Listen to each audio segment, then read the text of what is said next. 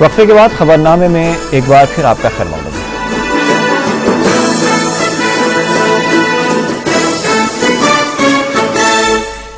مجلس اتحاد مسلمین نے سابق کانسٹیبل عبدالقدیر کی مستقل رہائی کے لیے چیف منسٹر سے نمائندگی کی ہے۔ مجلس کے جنرل سیکریٹری اور رکن اسمبلی احمد پاشا قادری نے میڈیا سے بات کرتے ہوئے یہ بات کہی۔ انہوں نے کہا کہ ہمیشہ کی طرح صدر مجلس بیرسٹر اویسی نے حکومت سے عبدالقدیر کی پیرول پر رہائی کے لیے نمائندگی کی تھی، جس پر حکومت نے عبدالقدیر کو 7 دن کے لیے پیرول پر رہا کرنے کے احکامات جاری کیے۔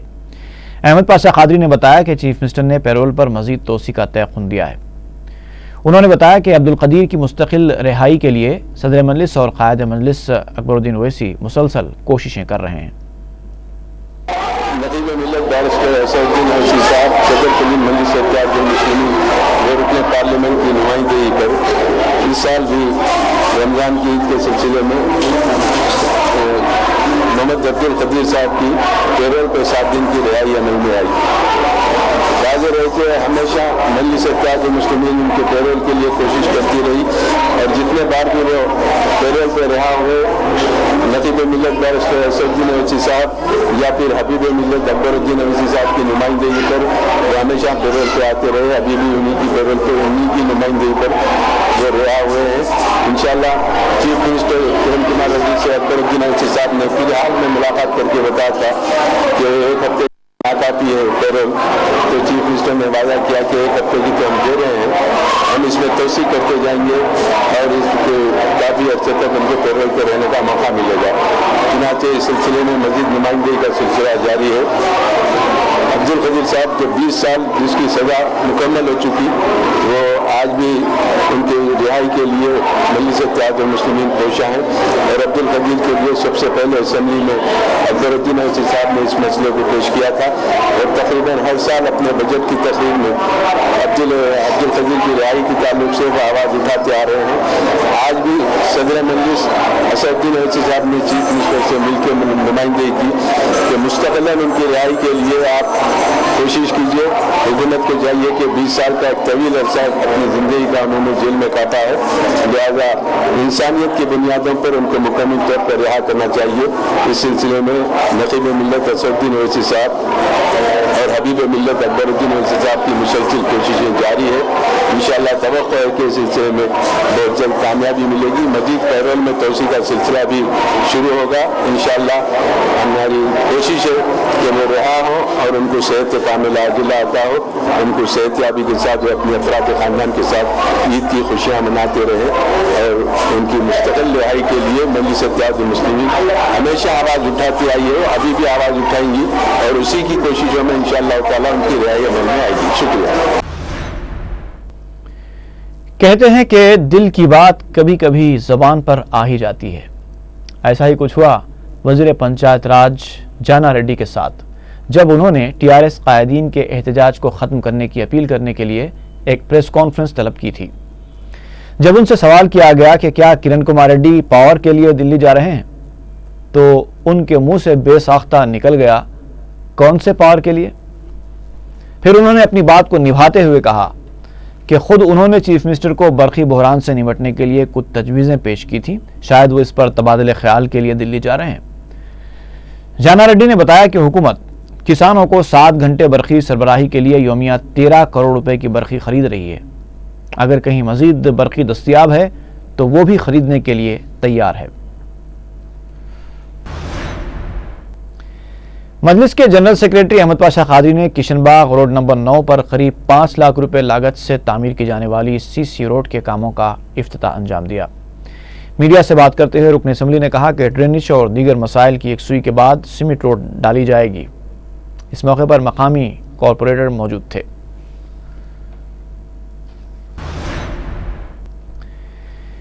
آسام کے مظلوم اور بے گھر مسلمانوں کے لیے شہریان حیدرآباد اور شہریان آندھرا پردیش کی دامے دھرمے سخنے امداد کا سلسلہ جاری ہے۔ مجلس اتحاد مسلمین کے ریلیف فنڈ میں شہر کے علاوہ اضلاع سے بھی مسلمان اپنے مجبور و مستحق بھائیوں کے لیے رقومات جمع کروا رہے ہیں۔ SR نگر یوسف گڑا سے 90,400 روپوں کی رقم دارالسلام میں مجلس قائدین کے حوالے کی گئی۔ محمد شبیر، محمد نصیر، محمد متین اور غلام دستگیر نے یہ رقم احمد پاشا قادری اور احمد بلالہ کے حوالے کی۔ بھولک پور مشیر آباد سے بھی محمد سرفراز، سلیم الدین اور شکیل احمد نے مقامی مسلمانوں کی جانب سے جمع کردہ 65,200 روپے مجلسی قائدین کے حوالے کیے، جو مجلس کے ریلیف اکاؤنٹ میں جمع کروا دی جائے گی۔ بینکنگ شعبے میں اصلاحات اور آؤٹ سورسنگ کے خلاف سرکاری بینک سے وابستہ ملازمین کی 2 روزہ ہڑتال کا چہارشنبے کو آغاز ہوا۔ شہر میں سرکاری بینکس کے سینکڑوں ملازمین نے احتجاج کرتے ہوئے اصلاحات کی مخالفت میں نعرے لگائے۔ بینک اسٹریٹ کوٹھی کے پاس بینک ملازمین کی جانب سے ریلی بھی نکالی گئی۔ ہڑتال کا اے ٹی ایم خدمات پر خاص اثر نہیں دیکھا گیا، تاہم بعض اے ٹی ایم مراکز پر مرمتی کاموں کو انجام دیا گیا۔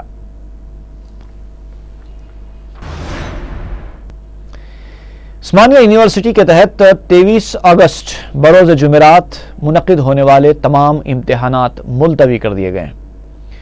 یونیورسٹی رجسٹرار کی جانب سے جاری کیے گئے بیان میں بتایا گیا ہے کہ ملتویہ امتحان کی تاریخ کا بعد میں اعلان کیا جائے گا۔ گاندھی ہاسپٹل میں جونیئر ڈاکٹرز کی ہڑتال کی وجہ سے تمام طبی خدمات متاثر ہو گئی ہیں۔ ڈاکٹرز پہ حملے کے خلاف یہ احتجاج کیا جا رہا ہے۔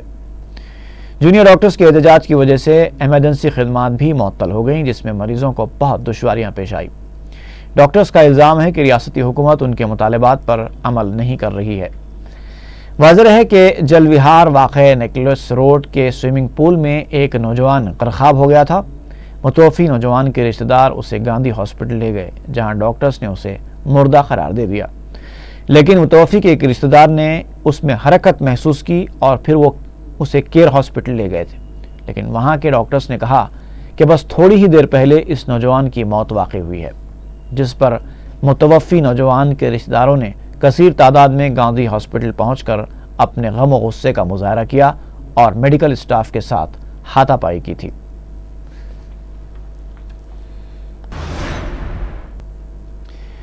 وزیر سماجی بہبود پی ستیہ نارائنا جب ایس سی کارپوریشن کے دفتر میں ایس سی سپلان کی رسم اجرائی کے لیے پہنچے تو ایس ایف آئی تنظیم کے کارکنوں نے زبردست احتجاج کرتے ہوئے ان کے ساتھ انصاف کا مطالبہ کیا۔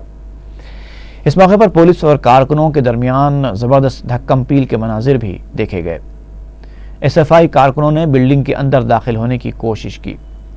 پولیس سے مزاحمت کے دوران ایک کارکن کی حالت بگڑ گئی اور وہ بے ہوش ہو گیا۔ بعد میں حالات پرامن تو ہوئے، لیکن ایس ایف آئی کارکنوں نے 1 گھنٹے تک اپنا دھرنا جاری رکھا۔ دوسری طرف میڈیا کو دیے گئے وقت پر وزیر سماجی بہبود کی عدم موجودگی کے خلاف میڈیا نے پروگرام کا بائیکاٹ کیا۔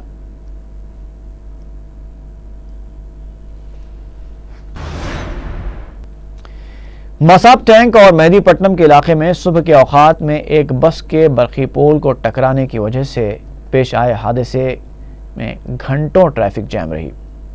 ایک خانگی انجینئرنگ کالج کی بس کے ڈرائیور نے این ایم ڈی سی چوراہے پر برقی پول کو ٹکر دے دی، جس کے بعد کافی دیر تک اس علاقے میں ٹریفک متاثر رہی۔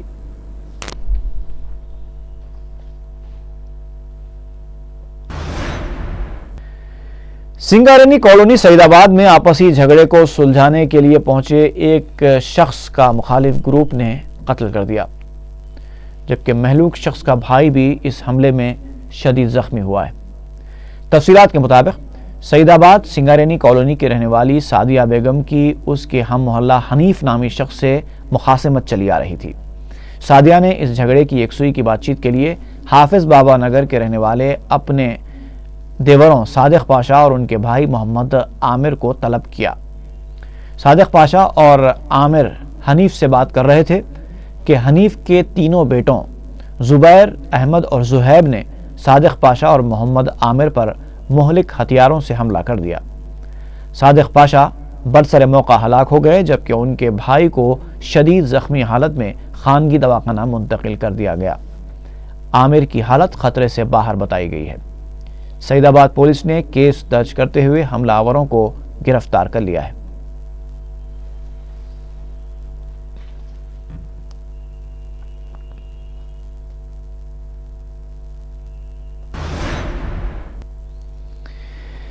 پہاڑی شریف پولیس نے اپنی بیوی اور بچے کا قتل کرنے کے الزام میں ایک شخص کو گرفتار کر لیا ہے۔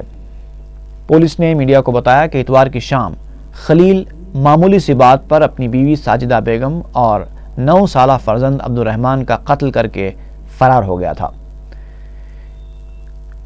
ایک طرف شہر میں لوگ عید الفطر کی خوشیاں منا رہے تھے تو دوسری طرف درندہ صفت خلیل نے اپنی بیوی اور بچے کا قتل کر کے گھر میں ماتم کا ماحول پیدا کر دیا تھا۔ قتل کرنے کے بعد اس نے راہ فرار اختیار کر لی تھی۔ پہاڑی شریف پولیس نے 2 دن کی کوشش کے بعد اسے بالآخر گرفتار کیا اور عدالتی تحویل میں دے دیا۔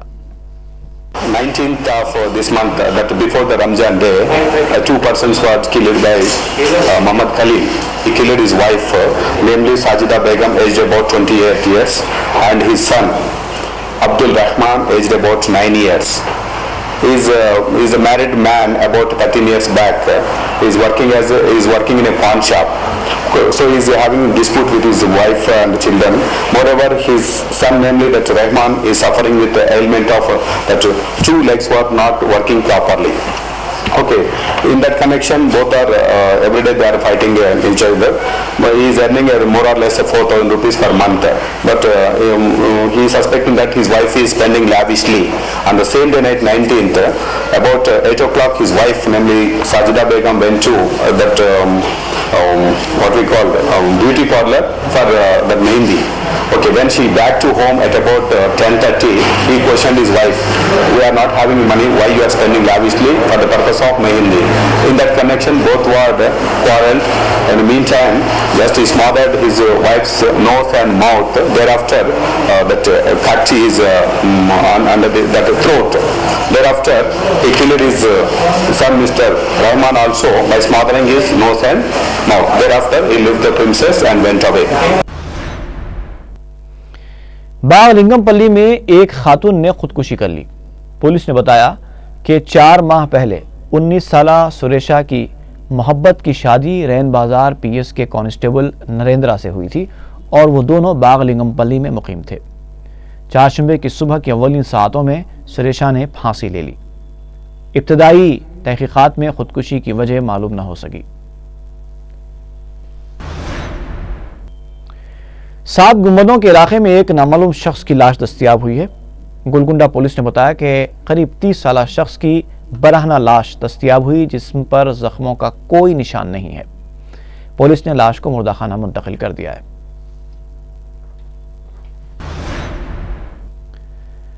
جہانما کے رہنے والے 22 سالہ محمد عبدالقدیر 18 اگست سے لاپتہ ہو گئے ہیں۔ وہ حسب معمول نوکری کے لیے شالی بنڈا گئے تھے اور واپس نہیں لوٹے۔ کسی کو نظر آ جائیں تو خواہش کی گئی ہے کہ فلک نما پولیس کو اطلاع دی جائے۔ حافظ بابا نگر کی رہنے والی 17 سالہ فاطمہ بیگم 12 اگست سے لاپتہ ہو گئی ہیں۔ کسی کو نظر آ جائیں تو خواہش کی گئی ہے کہ کنچن باغ پولیس کو اطلاع دی جائے۔ اور آخر میں سرخیاں ایک بار سرخیوں کے پیش کردہ ہیں۔ مخدوم برادرز کرتا پاجامہ، کوٹ پینٹ، پٹھانی سوٹ، جو پوری شیروانی، چادری ہو کے تقریب، ہر محفل میں شہر کا جگمگاتا شو روم مخدوم برادرز، پتھر گٹی، حیدرآباد۔ ریاست میں برقی کٹوتی کے خلاف شہر بھر میں مختلف سیاسی جماعتوں کے احتجاجی مظاہرے۔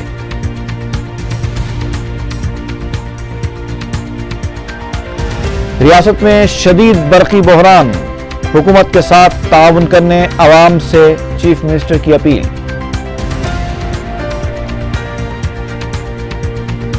کسان پانی سے محروم، برقی کٹوتی سے فصلوں کو نقصان کا اندیشہ۔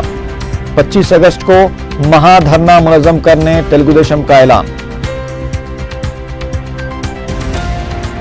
اور شاہین نگر میں عید کے دن بیوی اور معذور بیٹے کا قتل کرنے والا خلیل گرفتار۔